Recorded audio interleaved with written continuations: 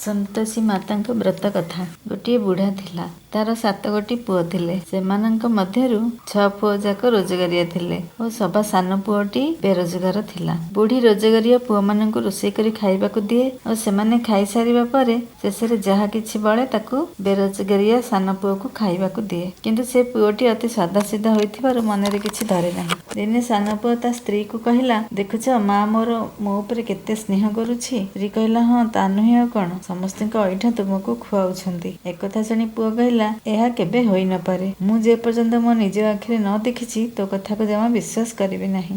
ବୋହୂ ହସି ହସି କହିଲା, ଆଚ୍ଛା ଦେଖିବ, ପରେ ମୋ କଥା ମାନିବ ସତ କି ମିଛ। କିଛି ଦିନ ପରେ ଏକ ବଡ଼ ପର୍ବ ପଡ଼ିଲା। ଖାଇବା ଜିନିଷ ଲଡ଼ୁ ତିଆରି ହେଲା।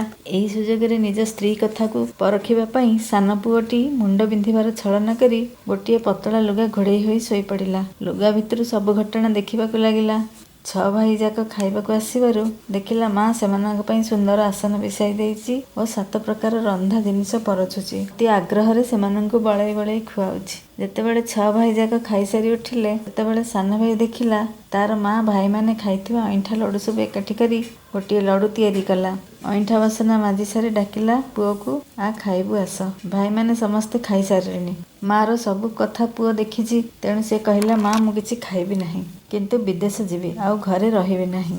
ବୁଢ଼ୀ କହିଲା, ହଉ ଠିକ୍ ଅଛି, ଯଦି ଯିବାକୁ ଚାହୁଁଛୁ ତେବେ ଆଜି ଯା।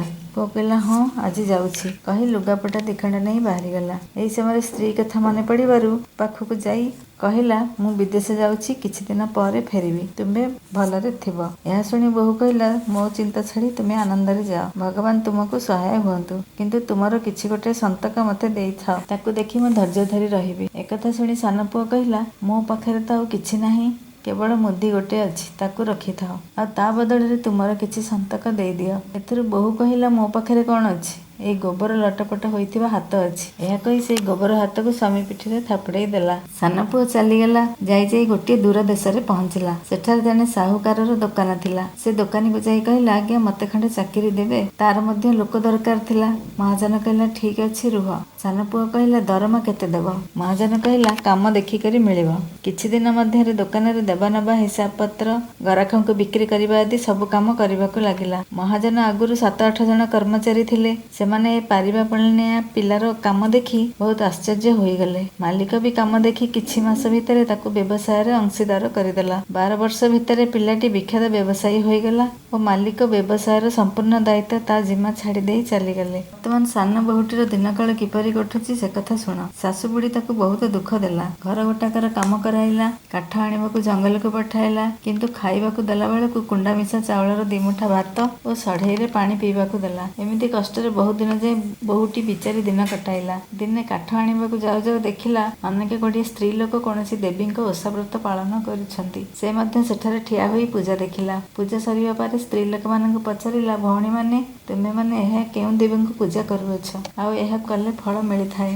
ଏ ବ୍ରତର ବିଧିବିଧାନ ମୋତେ ଟିକେ ବୁଝାଇ ଦିଅ। ସେମାନଙ୍କ ମଧ୍ୟରୁ ଗୋଟିଏ ସ୍ତ୍ରୀ କହିଲା, ଶୁଣ, ଏ ହେଉଛି ସନ୍ତୋଷୀ ମାତାଙ୍କର ବ୍ରତ। ଏହି ବ୍ରତ ପାଳନ କରେ ନିର୍ଧନତା ଦୂର ହୁଏ, ଦାରିଦ୍ର୍ୟ ନାଶ ହୁଏ, ଲକ୍ଷ୍ମୀ ଘରକୁ ଆସନ୍ତି, ମନର ଦୁଃଖ ଦୁଶ୍ଚିନ୍ତା ଦୂର ହୋଇଯାଏ, ସର୍ବଦା ସୁଖ ପୂର୍ଣ୍ଣ ହେବାରୁ ମନକୁ ପ୍ରସନ୍ନତା ଓ ଶାନ୍ତି ମିଳିଥାଏ, ଅପୃତିକକୁ ପୁତ୍ର ମିଳେ, ନିଜର ସ୍ୱାମୀ ବିଦେଶ ଯାଇଥିଲେ ଏହି ବ୍ରତ କଲେ ଶୀଘ୍ର ଫେରିଆସେ, ବହୁଦିନ ପର୍ଯ୍ୟନ୍ତ ଚାଲୁଥିବା ମାଲି ମକଦ୍ଦମାରେ ମଧ୍ୟ ଜୟଲାଭ ହୁଏ, କଳହ କ୍ଲେଶର ନିବୃତ୍ତ ରହେ, ଗୃହରେ ଶାନ୍ତି ରୁହେ, ଅନ୍ୟାନ୍ୟ ସମସ୍ତ କାମନା ନିଶ୍ଚୟ ଏ ସନ୍ତୋଷୀ ମାତାଙ୍କ କୃପାରୁ ପୂର୍ଣ୍ଣ ହୋଇଥାଏ, ଏଥିରେ କୌଣସି ସନ୍ଦେହ ନାହିଁ। ଏକଥା ଶୁଣି ବୋହୂଟି ପଚାରିଲା, ଏ ବ୍ରତ କିପରି କରାଯାଏ, କୃପା କରି ମୋତେ କୁହନ୍ତୁ। ସେ ସ୍ତ୍ରୀ କହିଲା, ନିଜ ଇଚ୍ଛା ଓ ଶକ୍ତି ଅନୁସାରେ ଶୁକ୍ରବାର ଦିନ ଅନାହାରରେ ଶ୍ରଦ୍ଧା ଓ ଭକ୍ତିରେ ଏହି କଥା ପାଠ କରିବ ଓ ଶୁଣିବ। କେବେ ହେଲେ ନିୟମ ଭାଙ୍ଗିବ ନାହିଁ। ପ୍ରତି ଶୁକ୍ରବାର ଏହି ବ୍ରତ ପାଳନ କରିବ। ଘିଅ ଦୀପ ଜାଳି ତା ସାମ୍ନାରେ ଜଳପାତ୍ର ରଖି କଥା ପାଠ କରିବ, କିନ୍ତୁ ନିୟମ ଯେପରି ନ ଭାଙ୍ଗେ। ଯେ ପର୍ଯ୍ୟନ୍ତ କାର୍ଯ୍ୟସିଦ୍ଧି ନ ହୋଇଛି ସେତେଦିନ ପର୍ଯ୍ୟନ୍ତ ନିୟମ ପାଳନ କରିବ ଓ କାର୍ଯ୍ୟସିଦ୍ଧି ହେବା ପରେ ବ୍ରତ ଉଦ୍ଯାପନ କରିବ ଓ 3 ମାସରେ ମାତା ପୂର୍ଣ୍ଣ ଫଳ ପ୍ରଦାନ କରିଥାନ୍ତି। କିନ୍ତୁ କାହାରି ଯଦି କୌଣସି ଗ୍ରହରିଷ୍ଟ ଥାଏ କିମ୍ବା ଦୁର୍ବଳ ଲଗ୍ନ ଥାଏ, ତେବେ ମାତା 3 ବର୍ଷରେ ଅବଶ୍ୟ କାର୍ଯ୍ୟସିଦ୍ଧି କରାଇଥାନ୍ତି। ନିଜର ମନୋରଥ ସିଦ୍ଧ କରିସାରିବା ପରେ ଉଦ୍ଯାପନ କରିବା ଉଚିତ, କିନ୍ତୁ ତାହା ପୂର୍ବରୁ ନୁହେଁ। ଉଦ୍ଯାପନ ଦିବସରେ 250ର ଗଜା, ସେଇ ପରିମାଣରେ କ୍ଷୀରି ଓ ଚଣା ଶାଗ ରାନ୍ଧି ପିଲାମାନଙ୍କୁ ଖାଇବାକୁ ଡାକିବ। ଯଦି ଏଭଳି କୁଟୁମ୍ବର ପିଲା ନଥାନ୍ତି, ତେବେ ସାଇ ପଡ଼ିଶା ପିଲାଙ୍କୁ ଡାକିବ। ସେମାନଙ୍କୁ ଖାଇବାକୁ ଦେଇ ଯଥାଶକ୍ତି ଦକ୍ଷିଣା ପ୍ରଦାନ କରି ମାତାଙ୍କର ବ୍ରତକୁ ନିଶ୍ଚୟ ପୂର୍ଣ୍ଣ କରିବ। ସେଦିନ ଘରେ କେହି ଖଟା ଖାଇବେ ନାହିଁ। ଏକଥା ଶୁଣି ସାନବୋହୂ ଘରକୁ ଫେରିଲା। ବାଟରେ କାଠ ଗୋଛାଟିକୁ ବିକ୍ରି କରିଦେଲା ଓ ସେଇ ପଇସାରେ ଗୁଡ଼ ଚଣା କିଣି ବ୍ରତର ଆୟୋଜନରେ ଲାଗିଲା। ଆଗକୁ ଯାଉ ଯାଉ ସାମ୍ନାରେ ଗୋଟିଏ ମନ୍ଦିର ଦେଖି ପଚାରିଲା, ଏ ମନ୍ଦିରଟି କାହାର? ସେଠାରେ ଥିବା ଲୋକେ କହିଲେ, ଏ ହେଉଛି ସନ୍ତୋଷୀ ମାତାଙ୍କର ମନ୍ଦିର। ଏହା ଶୁଣି ସାନବୋହୂ ସନ୍ତୋଷୀ ମାତାଙ୍କର ପାଦ ତଳେ ଲୋଟି ଯାଇ ପ୍ରାର୍ଥନା କରିବାକୁ ଲାଗିଲା, ମା ତୋର ଦୁଃଖିନୀ କନ୍ୟାଟିର ଦୁଃଖ ହରଣ କର। ବୋହୂଟି ପ୍ରତି ମାତାଙ୍କର ଦୟା ହେଲା। ଗୋଟିଏ ଶୁକ୍ରବାର ବିତିଯିବା ପରେ ଦ୍ୱିତୀୟ ଶୁକ୍ରବାର ବେଳକୁ ତାଙ୍କର ସ୍ୱାମୀ ନିକଟରୁ ପତ୍ର ଆସିଲା ଓ ତୃତୀୟ ଶୁକ୍ରବାର ବେଳକୁ ସ୍ୱାମୀ ପଠାଇଥିବା ଟଙ୍କା ଆସି ପହଞ୍ଚିଗଲା। ଏହା ଦେଖି ତାର ଶାଶୁ ଦେଢ଼ଶୁର ଯାଆମାନେ ମନେ ମନେ ଈର୍ଷା କରିବାକୁ ଲାଗିଲେ। ଏଇ ଦିନକ ଏଠାରେ ଏତେ ଟଙ୍କା ପଇସା କେଉଁଠୁ ଆସିଲା? ଏହା ଭିତରେ କିଛି ରହସ୍ୟ ଅଛି। ତା ସାଙ୍ଗକୁ ପିଲାମାନେ ପାଳି ଧରିବାକୁ ଲାଗିଲେ। ଖୁଡ଼ିର ତ ଚିଠି ଆସିଥିଲା, ଟଙ୍କା ପଇସା ଆସିଲାଣି। ଏଥର ଖୁଡ଼ିର ଆଦର ଖାତିର ବଢ଼ିଯିବ। ଏବେ ତ ଖୁଡ଼ି ଆଉ ଆଗ ଭଳି ଆମକୁ ଆଦର ଗେଲ କରିବ ନାହିଁ। ନାଇଁ ପିଲେ, କାହାର ଚିଠି ଆସୁ କି ଟଙ୍କା ଆସୁ, ସେଥିରେ ଆମେ ସମସ୍ତେ ଭଲରେ ଚଳିବା। ଏକଥା କହିବା ବେଳେ ତାର ଆଖି ଛଳଛଳ ହୋଇଯାଏ। ସନ୍ତୋଷୀ ମାତାଙ୍କ ମନ୍ଦିରକୁ ଯାଇ ପାଦ ତଳେ ଲୋଟି କାନ୍ଦି କାନ୍ଦି କହେ, ମା ମୁଁ ତ କେବେ ହେଲେ ତୁମକୁ ଧନ ଦରବ ମାଗି ନଥିଲି। ମୋର ଟଙ୍କା ପଇସା ଦରକାର କ'ଣ?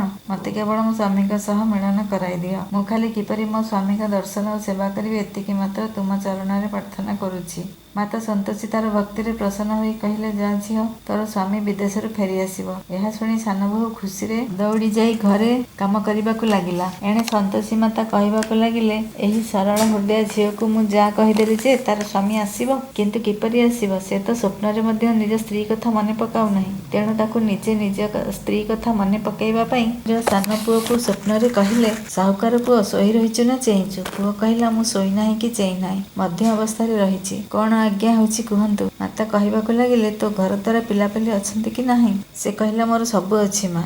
ମା ବାପା ଅଛନ୍ତି, ସ୍ତ୍ରୀ ମଧ୍ୟ ଅଛି। ମୋର ଆଉ କ'ଣ ଅଭାବ ଅଛି? ମା କହିଲେ, ତୋ ସ୍ତ୍ରୀ ସିଆଡ଼େ ବହୁ କଷ୍ଟରେ ଦିନ କାଟୁଛି। ତୋର ମା ବାପା ତାକୁ ବହୁତ ଅବସ୍ଥା ଦେଉଛନ୍ତି। ସେ ବିଚାରୀ ତୋର ଫେରିବା ବାଟକୁ ଆକୁଳ ହୋଇ ଅପେକ୍ଷା କରି ରହିଛି। ତୁ ତାର ଖବର ଅନ୍ତର ଭଲ ମନ୍ଦ ବୁଝୁନାହୁଁ କାହିଁକି?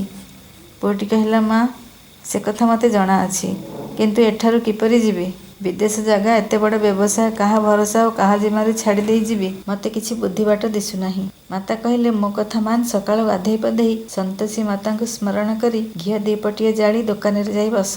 ଦେଖୁ ଦେଖୁ ସନ୍ଧ୍ୟା ସୁଦ୍ଧା ତୋର ସମସ୍ତ ଜିନିଷପତ୍ର ବିକ୍ରି ହୋଇଯିବ ଓ ବାକି ପଇସା ବି ମିଳିଯିବ। ସନ୍ଧ୍ୟା ବେଳକୁ ତୋ ପାଖରେ ଟଙ୍କା ଗଦା ହୋଇଯିବ। ଏହିପରି ସ୍ୱପ୍ନ ଦେଖି ସେ ସ୍ୱପ୍ନରେ ମାତା ସନ୍ତୋଷୀଙ୍କର ଆଜ୍ଞା ଶୁଣି ସେହି ସାନ ପୁଅ ଖୁବ୍ ଭୋରୁ ନିଜ ଘର ପାଖରେ ଥିବା ସାଇ ପଡ଼ିଶାଙ୍କ ଆଗରେ ନିଜ ସ୍ୱପ୍ନ କଥା କହିଲା। ସେ ଶୁଣିଲା, ତା କଥାକୁ ସମସ୍ତେ ହସରେ ଉଡ଼ାଇ ଦେଲେ। ଆରେ ଭାଇ, ସ୍ୱପ୍ନ କଥା କେବେ ସତ ହେଲାଣି? ସେମାନଙ୍କ ଭିତରୁ ଜଣେ ବୁଢ଼ୀ କହିଲା, ପୁଅ ମୋ କଥା ମାନ। ଏପରି ଭାବରେ ସତ ମିଛ ପରୀକ୍ଷା ନ କରି ତତେ ଦେବୀ ଯେପରି ସ୍ୱପ୍ନରେ କହିଛନ୍ତି ସେପରି କଲେ ତୋର କ୍ଷତି କ'ଣ ହୋଇଯିବ? ବୁଢ଼ୀର ଏ କଥା ଶୁଣି ପୁଅ ଖୁସି ହେଲା। ଗାଧୁଆ ପାଧୁଆ ସାରି ସନ୍ତୋଷୀ ମାଙ୍କୁ ପ୍ରଣାମ କରି ଘିଅ ଦୀପ ଜାଳି ଦୋକାନରେ ଯାଇ ବସିଲା। କିଛି ସମୟ ପରେ ଦେଖିଲା, ଧାର ନେଇଥିବା ଲୋକେ ଆସି ଟଙ୍କା ଦେଇଗଲେ। ଯେଉଁମାନଙ୍କ ପାଖେ ପଇସା ବାକି ଥିଲା, ସେମାନେ ଆସି ପଇସା ଦେଇ ଖାତାପତ୍ର ହିସାବ କରିନେଲେ। ଗୋଦାମରେ ଥିବା ସମସ୍ତ ଜିନିଷପତ୍ର ବିକ୍ରି ହୋଇଗଲା। ସନ୍ଧ୍ୟା ସୁଦ୍ଧା ସମସ୍ତ କାରବାର ତୁଟିଗଲା। ମାତାଙ୍କର ଏପରି ଆଶ୍ଚର୍ଯ୍ୟ କ୍ଷମତା ଅନୁଭବ କରି ମନେ ମନେ ଅତ୍ୟନ୍ତ ଖୁସି ହୋଇ ଘରକୁ ଯିବା ପାଇଁ ଗହଣା ଗାଣ୍ଠି ଓ ଲୁଗାପଟା ଆଦି କିଣାକିଣି କଲା। ତାପରେ ସେଠିକାର ସବୁ କାମ ତୁଟାଇ ଦେଇ ଶୀଘ୍ର ଯିବା ପାଇଁ ବାହାରି ପଡ଼ିଲା। ଏଣେ ବିଚାରୀ ବୋହୂଟି ପ୍ରତିଦିନ ଜଙ୍ଗଲକୁ କାଠ ଆଣିବାକୁ ଯାଏ ଓ ଫେରିବା ସମୟରେ ମାତାଙ୍କ ମନ୍ଦିରରେ ବିଶ୍ରାମ ନିଏ। ସେହି ସ୍ଥାନ କାଳକ୍ରମେ ତାର ସବୁଦିନର ଆଶ୍ରୟସ୍ଥଳରେ ପରିଣତ ହୋଇଗଲା। ସେଦିନ ବହୁ ଦୂରରୁ ଧୂଳି ଉଡ଼ୁଥିବାର ଦେଖି ବୋହୂଟି ଠାକୁରାଣୀଙ୍କୁ ପଚାରିଲା, ମା ଏପରି କାହିଁକି ଧୂଳି ଉଡ଼ୁଛି? ଠାକୁରାଣୀ କହିଲେ, ଝିଅ, ତୋ ସ୍ୱାମୀ ବିଦେଶରୁ ଫେରି ଏଇ ବାଟ ଦେଇ ଆସୁ। ତୁ ବର୍ତ୍ତମାନ ଗୋଟେ କାମ କର, କାଠ ଗଛା 3 ଭାଗ କରି ବାନ୍ଧି ପକାଅ। ଗୋଟିଏ ନଦୀ କୂଳରେ, ଆଉ ଗୋଟେ ଗଛା ମନ୍ଦିର ପାଖରେ, ବାକି ଗୋଟେ ଗଛା ତୁ ନିଜେ ମୁଣ୍ଡେଇବୁ। କାଠ ଗଛାକୁ ଦେଖି ରୋଷେଇବାସ କରି ଖାଇବା ପାଇଁ ତୋ ସ୍ୱାମୀର ନିଶ୍ଚୟ ଇଚ୍ଛା ହେବ। ସେ ସେଠାରେ କିଛି ସମୟ ବିଶ୍ରାମ ନେଇ ଜଳଖିଆ ପତ୍ର ତିଆରି କରି ଖାଇ ଘରକୁ ଯିବ। ସେ ଯିବା ପରେ ତା ପଛେ ପଛେ ତୁ କାଠ ଗଛା ନେଇ ଘରେ ପହଞ୍ଚି ତୋ ଶାଶୁକୁ ସବୁ କଥା କହିବୁ। ବୋହୂଟି ଠାକୁରାଣୀଙ୍କ ଆଜ୍ଞା ପାଳନ କରି ତାଙ୍କ କଥା ଅନୁସାରେ ନଈକୂଳେ ଓ ମନ୍ଦିରରେ 2 ଗଛା କାଠ ରଖିଦେଲା। ସେହି ସମୟରେ ତା ସ୍ୱାମୀ ଆସି ପହଞ୍ଚିଗଲେ। ଶୁଖିଲା କାଠକୁ ଦେଖି ନିଜ ମନକୁ ଭାବିଲା, ଏହି ମନ୍ଦିରରେ ରୋଷେଇ କରି ଖାଇ ପିଇ ବିଶ୍ରାମ ନେଇ ତାପରେ ଘରକୁ ଯିବି। ସେହି ଅନୁସାରେ ଖାଇ ବିଶ୍ରାମ ନେଇ ଘରେ ଆନନ୍ଦବନରେ ପହଞ୍ଚି ସମସ୍ତଙ୍କୁ ଯଥାବିଧି ମାନ୍ୟ କଲା ଓ ପିଲାମାନଙ୍କୁ ଆଶୀର୍ବାଦ କରି ମିଠାଇ ଦେଲା। ସେତେବେଳେ ତା ସ୍ତ୍ରୀ ଏକ କାଠଗୋଛା ମୁଣ୍ଡେଇ କରି ଆସିଲା। କାଠଗୋଛାଟି ଅଗଣାରେ ପକାଇ ଦେଇ ଠାକୁରାଣୀଙ୍କ କହିବା ଅନୁସାରେ ତା ଶାଶୁକୁ ପାଟି କରି କହିଲା, ମା ମୁଁ କାଠଗୋଛା ଆଣି ଆସିଛି, ମୋତେ ବଗଡ଼ା ଭାତ ଆଉ ସଢ଼େଇରେ ପାଣି ଦିଅ। ଏକଥା ଶୁଣି ଶାଶୁ ଘରୁ ବାହାରି ଆସି ନିଜେ ଅତୀତରେ ବୋହୂକୁ ଯେତେ ଯେତେ କଷ୍ଟ ଦେଇଛନ୍ତି ତାକୁ ଲୁଚାଇବା ପାଇଁ ଭାରି କଅଁଳିଆ ସ୍ୱରରେ କହିଲା, ବୋହୂ ତୁ ଆଜି ଏମିତି କ'ଣ କହୁଛୁ? ତୋର ସ୍ୱାମୀ ଆଜି ଫେରିଛି, ଆ ବସ୍, ମୁଁ ଖେଚୁଡ଼ି ଭାତ ରାନ୍ଧି ଦେଇଛି, ଖାଇ ପିଇ ଭଲ ଲୁଗାପଟା ପିନ୍ଧାପିନ୍ଧି କର। ଏହି ସମୟରେ ସେମାନଙ୍କ କଥାବାର୍ତ୍ତା ଶୁଣି ସ୍ୱାମୀ ଅଗଣାକୁ ଆସି ନିଜ ସ୍ତ୍ରୀର ଅବସ୍ଥା ଦେଖି ସବୁ କଥା ଅନୁମାନ କରିନେଲା ଓ କିଛି ନ ଜାଣିଲା ପରି ନିଜ ମାଆକୁ ପଚାରିଲା, ସେ ସ୍ତ୍ରୀ ଲୋକଟି କିଏ? ମା କହିଲା, ପୁଅ ଏ ପରା ତୋ ବୋହୂ। ଆଜିକୁ 12 ବର୍ଷ ହୋଇଗଲା ତୁ ଯେଉଁ ଦିନଠାରୁ ଘରୁ ଯାଇଛୁ ସେବେଠୁ ତୋ ବୋହୂ ଦିନରାତି ପାଗଳି ପରି ଗାଁ ତମାମ ବୁଲୁଛି। ଘରେ ପଶୁନାହିଁ କି କିଛି କାମଧନ୍ଦା କରୁନାହିଁ। ଦିନକୁ 4 ଥର ଆସି ଭୋଜନ ପକାଇ ଦେଉଛି। ଆଜି ତତେ ଦେଖିକରି ବଗଡ଼ା ଭାତ ଓ ନଡ଼ିଆ ସଢ଼େଇରେ ପାଣି ମାଗୁଛି। ଏକଥା ଶୁଣି ବୁଢ଼ୀର ସାନ ପୁଅ ଲଜ୍ଜିତ ହୋଇ କହିଲା, ଆଚ୍ଛା ମା, ଯାହା ହେବାର ହୋଇଗଲା। ମୁଁ ତୁମକୁ ବି ଚିହ୍ନିଲି ଓ ମୋ ସ୍ତ୍ରୀକୁ ବି ଚିହ୍ନିଲି। ବର୍ତ୍ତମାନ ମୋତେ ଆମର ଅନ୍ୟ ଘରଟାର ଚାବି ଦେଇଦିଅ। ମୁଁ ଅଲଗା ହୋଇ ସେ ଘରେ ରହିବି। ମା ପୁଅର ପ୍ରସ୍ତାବରେ ରାଜି ହୋଇ ଚାବି ପେନ୍ଥାକ ପୁଅ ହାତକୁ ବଢ଼ାଇ ଦେଲା। ସାନ ପୁଅ ଅନ୍ୟ କୋଠାର 3 ମହଲା ଘରେ ସବୁ ଜିନିଷ ନେଇ ରଖିଦେଲା। 2-4 ଦିନ ଭିତରେ ରାଜାଘର ପରି ସେ କୋଠାକୁ ସଜାଇ ଦେଲା। ଏବେ ସାନ ବୋହୂ ମହା ଖୁସିରେ ଦିନ କଟାଇଲା। ଠିକ୍ ତାପରେ ଶୁକ୍ରବାର ଦିନ ସାନ ବୋହୂ ତା ସ୍ୱାମୀକୁ କହିଲା, ମୁଁ ମାତା ସନ୍ତୋଷୀଙ୍କର ବ୍ରତ ଆଜି ଉଦ୍ଯାପନ କରିବି। ସ୍ୱାମୀ କହିଲେ, ଭଲ କଥା, ଆନନ୍ଦରେ ଯାହା କରିବା କଥା କର। ଏହା ଶୁଣି ସାନ ବୋହୂ ଅତି ଶୀଘ୍ର ସମସ୍ତ ଆୟୋଜନ କରି ପକାଇଲା। ଦେଢ଼ୁଶୁରଙ୍କର ପିଲାମାନଙ୍କୁ ଖାଇବା ପାଇଁ ଡାକିଲା। ଯାଆ ମାନେ ନିଜ ପିଲାମାନଙ୍କୁ ଶିଖାଇ ଦେଲେ ଯେ ସେମାନେ ଯେମିତି ଖାଇବା ବେଳେ ଜିଦ୍ ଧରି ଖଟା ମାଗିବେ, ତାହେଲେ ଆଉ ସାନ ବୋହୂର ଉଦ୍ଯାପନ ବ୍ରତ ପୂର୍ଣ୍ଣ ହେବ ନାହିଁ। ପିଲାମାନେ ଆସି ପେଟ ଭରି କ୍ଷୀରି ଖାଇଲେ। ଖଟା କଥା ମନେ ପଡ଼ିବାରୁ ଖଟା ଖାଇବାକୁ ମାଗିଲେ। ପିଲାମାନଙ୍କ କଥା ଶୁଣି ସାନ ବୋହୂ କହିଲା, ନାଇରେ ପିଲେ, ଏଥିରେ ଖଟା ଖିଆଯାଏ ନାହିଁ। ଏ ପରା ଠାକୁରାଣୀଙ୍କ ପ୍ରସାଦ। ଏକଥା ଶୁଣି ପିଲାମାନେ ମୁହଁ ହାତ ନ ଧୋଇ କହିଲେ, ଆଚ୍ଛା ହେଉ, ଖଟା ନ ହେଲେ ଆମକୁ ଦକ୍ଷିଣା ଦିଅ। ସେ ବିଚାରୀ ପିଲାମାନଙ୍କ ସରଳିଆ କଥାରେ କିଛି ମାତ୍ର ସନ୍ଦେହ ନ କରି ସେମାନଙ୍କୁ ପଇସା ଦେଇଦେଲା। ସେଇ ପଇସାରେ ପିଲାମାନେ ଖଟା କିଣି ଖାଇଲେ। ଏହା ଦେଖି ଠାକୁରାଣୀ ସାନ ବୋହୂ ଉପରେ କୋପ ଦୃଷ୍ଟି ପକାଇଲେ। ତହିଁଆର ଦିନ ରାଜାଘର ସିପାହୀ ଆସି ତାର ସ୍ୱାମୀକୁ ଧରିନେଲେ। ଭାଇ ଭାଉଜମାନେ ଦେଖାଇ ବହୁତ କଥା କହିଲେ। ଭାଇମାନେ କହିଲେ, କେଉଁଠୁ ଚୋରି କରି ଧନ ଆଣିଲା ବୋଲି ରାଜାଘର ସିପାହୀ ଆସି ଧରି ନେଇଗଲେ। ପୁଅ ଏବେ ଜେଲରେ ପଶିବ। ସାନ ବୋହୂ ଏକଥା ଶୁଣି କାନ୍ଦି କାନ୍ଦି ଯାଇ ଠାକୁରାଣୀ ମନ୍ଦିରରେ ପହଞ୍ଚିଲା ଓ ଆକୁଳ ନିବେଦନରେ ଜଣାଇଲା ମାଆଙ୍କୁ ଯେ, ମା ମୋତେ ପ୍ରଥମେ ହସାଇ ଏବେ କାହିଁକି କନ୍ଦାଇଲୁ? ଠାକୁରାଣୀ କହିଲେ, ଝିଅ ତୁ ଅହଙ୍କାର କରି ମୋର ବ୍ରତ ଭଗ୍ନ କରିଛୁ। ଏତେ ଶୀଘ୍ର ସବୁ କଥା ଭୁଲିଗଲୁ? ସାନ ବୋହୂ କହିଲା, ମା ମୁଁ ତ କିଛି ଅପରାଧ କରିନାହିଁ। ପିଲାମାନେ ଭ୍ରମରେ ପକାଇଦେଲେ। ମୁଁ ଭୁଲବଶତଃ ସେମାନଙ୍କୁ ପଇସା ଦେଇଦେଲି। ମା ମୋତେ କ୍ଷମା କରିଦିଅ। ମୁଁ ପୁଣି ଥରେ ବ୍ରତ ଉଦ୍ଯାପନ କରିବି। ଏବେ ମୋତେ କୁହ ମା, ସ୍ୱାମୀ କିପରି ବିପଦରୁ ଫେରିବେ? ଠାକୁରାଣୀ କହିଲେ, ଯା ଝିଅ, ତୋ ସ୍ୱାମୀ ସାଙ୍ଗରେ ରାସ୍ତାରେ ଭେଟ ହେବ। ସାନ ବୋହୂ ମନ୍ଦିର ଫେରିବା ବାଟରେ ରାସ୍ତାରେ ସ୍ୱାମୀଙ୍କ ସଙ୍ଗେ ଦେଖା ହେବାରୁ ପଚାରିଲା, ତୁମକୁ କାହିଁକି ରାଜା ଧରି ନେଇଥିଲେ? ସାନ ପୁଅ କହିଲା, ମୁଁ ଏତେ ଗୁଡ଼ିଏ ଟଙ୍କା ରୋଜଗାର କରି ଆଣିଛି ଜାଣି ସେ ବାବଦରେ ଟିକସ ମଗାଇଥିଲି। ମୁଁ ତାଙ୍କୁ ଟିକସ ଜମା କରିଦେଇ ଆସିଲି। ତାପରେ ଦୁହେଁ ଘରକୁ ଫେରି ହସଖୁସିରେ ଦିନ କାଟିବାକୁ ଲାଗିଲେ। କିଛି ଦିନ ପରେ ପୁଣି ଶୁକ୍ରବାର ଆସିବାରୁ ସାନ ବୋହୂ କହିଲା, ମୁଁ ପୁଣି ଠାକୁରାଣୀ ବ୍ରତ ଉଦ୍ଯାପନ କରିବି। ସ୍ୱାମୀ କହିଲେ, କର। ସାନ ବୋହୂ ପୁଣି ଯାଇ ପୁତ୍ର ଝିଆରୀମାନଙ୍କୁ ଖାଇବାକୁ ଡାକିଲା। କିନ୍ତୁ ତାର ଯାଆମାନେ ପିଲାମାନଙ୍କୁ ଶିଖାଇ ଦେବାରୁ ସେମାନେ କହିଲେ, ଯଦି ଆମକୁ ଖଟା ଖାଇବାକୁ ଦେବ ତାହେଲେ ଆମେ ଯିବୁ। ବୋହୂ କହିଲା, ଖଟା ଅଧୁ ମିଳିବ ନାହିଁ କି ଦକ୍ଷିଣା ରୂପେ ପଇସା ଦିଆଯିବ ନାହିଁ। କଥା କହି ବ୍ରାହ୍ମଣ ପିଲାମାନଙ୍କୁ ଡାକି ଖାଇବାକୁ ଦେଲା ଓ ଦକ୍ଷିଣା ଭାବରେ ଗୋଟିଏ ଗୋଟିଏ ଫଳ ହାତରେ ଧରାଇଦେଲା। ଏହା ଦେଖି ଠାକୁରାଣୀ ଅତ୍ୟନ୍ତ ପ୍ରସନ୍ନ ହେଲେ ଓ ତାଙ୍କ ଦୟାରୁ 10 ମାସ ପରେ ଚନ୍ଦ୍ରମା ପରି ଗୋଟିଏ ସୁନ୍ଦର ପୁଅ ଜାତ ହେଲା। ପୁଅକୁ ସାଙ୍ଗରେ ନେଇ ସାନ ବୋହୂ ପ୍ରତିଦିନ ଠାକୁରାଣୀ ମନ୍ଦିର ଯାଏ। ଦିନେ ଠାକୁରାଣୀ ଭାବିଲେ, ଏ ପ୍ରତିଦିନ ମୋ ମନ୍ଦିରକୁ ଆସୁଛି, କିନ୍ତୁ ମୁଁ ଆଜି ତା ଘରକୁ ଯିବି ଓ ତା ମନର ଅଭିପ୍ରାୟ କ'ଣ ପରୀକ୍ଷା କରି ଦେଖିବି। ଏପରି ଭାବି ଠାକୁରାଣୀ ଅତି କୁତ୍ସିତ ରୂପ ଧାରଣ କଲେ। ମୁହଁସାରା ଗୁଡ଼ ସାଲୁବାଲୁ କରି ଦେହ ମୁଣ୍ଡଯାକ ମାଛି ଭଣ ଭଣ ହୋଇ ତାଙ୍କ ଘର ଅଗଣାରେ ପାଦ ରଖିଲେ। ମାତ୍ର ସାନ ବୋହୂର ଶାଶୁ ତାଙ୍କ ନାତି ନାତୁଣୀମାନଙ୍କୁ ବଡ଼ ପାଟିରେ ଡାକ ପକାଇ କହିଲେ, ଆରେ ପିଲେ ଦେଖ, ଏଇଟା ଗୋଟେ ଡାହାଣୀ କିଏ ଆସି ଘରେ ପହଞ୍ଚିଲାଣି। ଜଲ୍ଦି ତାକୁ ବିଦା କର, ନହେଲେ କାହାକୁ କଞ୍ଚା ଖାଇଯିବ। ପିଲାମାନେ ଏକଥା ଶୁଣି ଦୌଡ଼ିଲେ ଓ ଝରକା କବାଟ ସବୁ ବନ୍ଦ କରିଦେଲେ।